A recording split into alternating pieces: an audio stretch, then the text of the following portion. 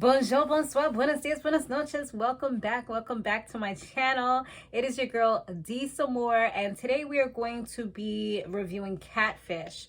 They also have Help I'm in a Secret Relationship, but I don't think I'm gonna do that one today because I got other stuff I gotta take care of. And on top of that, it looks like it's 2 episodes, so I was like oh, I got a little froggy in my throat, y'all. But yeah, so we're definitely, like I said, we're doing Catfish. I also just put up the Texas, Bad Boys Texas. So we'll see how that goes if you guys enjoy that. But I know y'all definitely be watching my Catfish review. So I was like, we doing this, okay? So they get an email from a guy named William. And William, he lives in Arkansas. And he's been talking to a female named Carmella for about 3 months, and she lives about 2 hours away from him, and they still haven't met. On top of that, they've never FaceTimed, but they have exchanged numbers, so they have spoken on the phone. So he says that he wants to finally meet her, hopefully with the help of Nev and Kami. So, he can kind of let her know that she's going to be safe because she has like a lot of anxiety and depression and things like that. So she's a little reluctant to meet people or, to kind of meet in person. She always has an excuse. Even like with the FaceTime, she says like, oh, my makeup's not done or whatever. So it's always some type of reason why she can't come on. See, I can't be doing stuff like that. Like, I need to see you. Like, before we even, if I'm meeting you, and they met on Facebook dating, and before I meet you in real life, like, you need to meet. I feel like, for me personally, like, I want to make sure you're real before I meet you in real life. Like, we need to FaceTime. We need to talk on the phone. There's baby steps. There's levels to this. Like, not just we jumping out here, we going to meet somebody just straight off the bat. You know what I'm saying? But I don't know, it's new day and age. But I mean, this has been happening for so long, how people's been getting catfish. It's crazy that, I feel like it's crazy that it's happening now with all the technology that we have. It's just absolutely ridiculous to me that stuff like this is happening. He did mention that there is one little thing that's different about her, which could also probably fuel a little bit of her insecurities, is that she's a transgender woman. So that's another thing. So Nev and Kami, they do their investigation and they see that the photos, they seem to be her. They're all, not coming up as nobody else, but the red flag is the body. The body keeps on coming up as other people, as other tags. So that right there is letting him know, and they're all different pictures because they all have different phones and things like that. They did find her on Twitter, and she was talking a lot about like body dysmorphia and eating disorders of Twitter and things like that. That was a tag that she was using. So they say, okay, we do see that she does have some issues, but this is probably the real her. So that right there is great to know. So they let him know, the information that they got, and they call her, and she says that she has like a lot of anxiety and she can prove that she's not a catfish. And lo and behold, she sends them a picture of herself holding a sign that says, Nev and Kami, I'm not a catfish, Camilla, with a heart. So it's like, unless she's like a Photoshop god, then yeah, this is really her. She did hang up the phone and say like that's what she was gonna prove that it was her, and she, by golly gee, she sure as heck did prove that it was really her. So that right there was good, but they still like, nah, we want to see you though. Like, that's the whole point of this show. Like, we not virtual no more. We don't need to do none of that. You didn't do FaceTime. You didn't do video chat. And even with that, like, we want to see you in person. It's different. This is not 2019, 2020. Like, we in 2023. We outside, all right?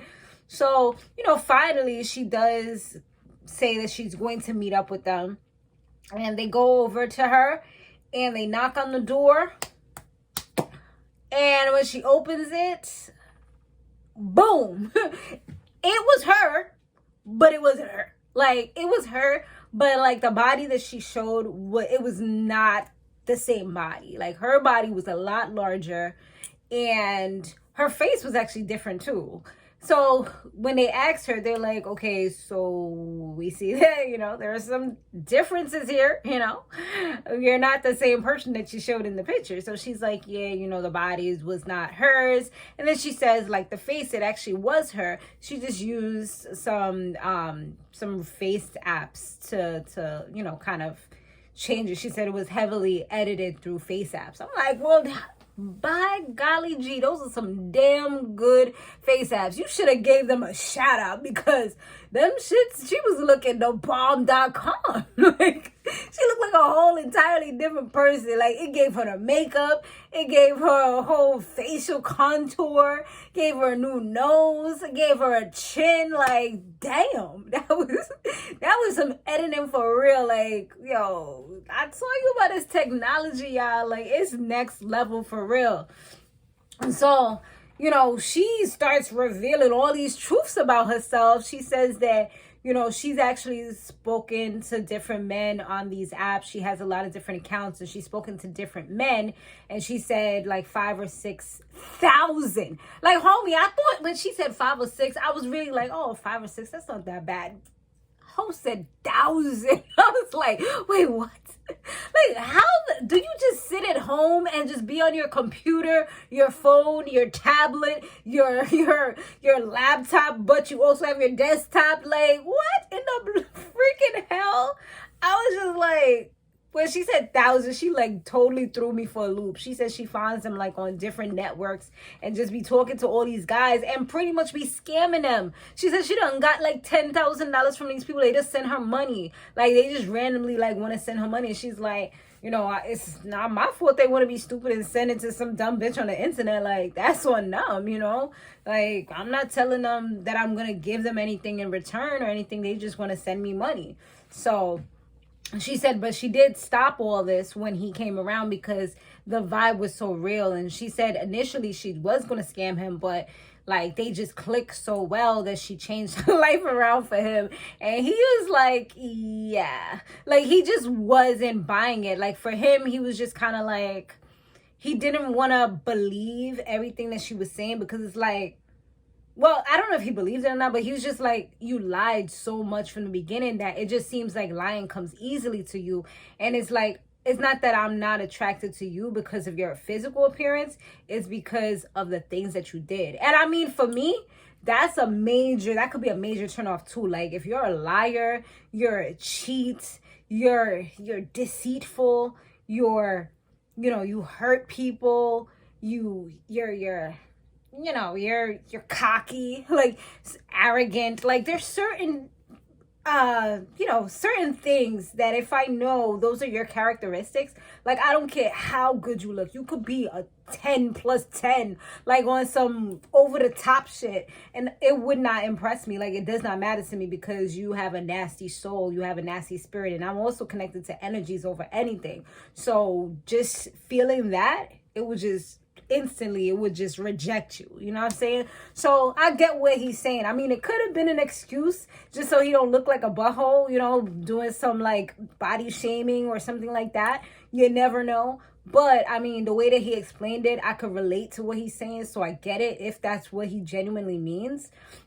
But yeah, he was just like, he doesn't feel like he can trust her, which he's like, I mean, I gotta say, she was being honest, but it's like, girl, you said too much. Like, nobody asked you, did you scam people? Nobody, like, you just wanted to volunteer all this information for what? Now people all around the world that you done scammed, and all these other people, they looking at you like you're a terrible person. But she said that she hurt people, which we all know.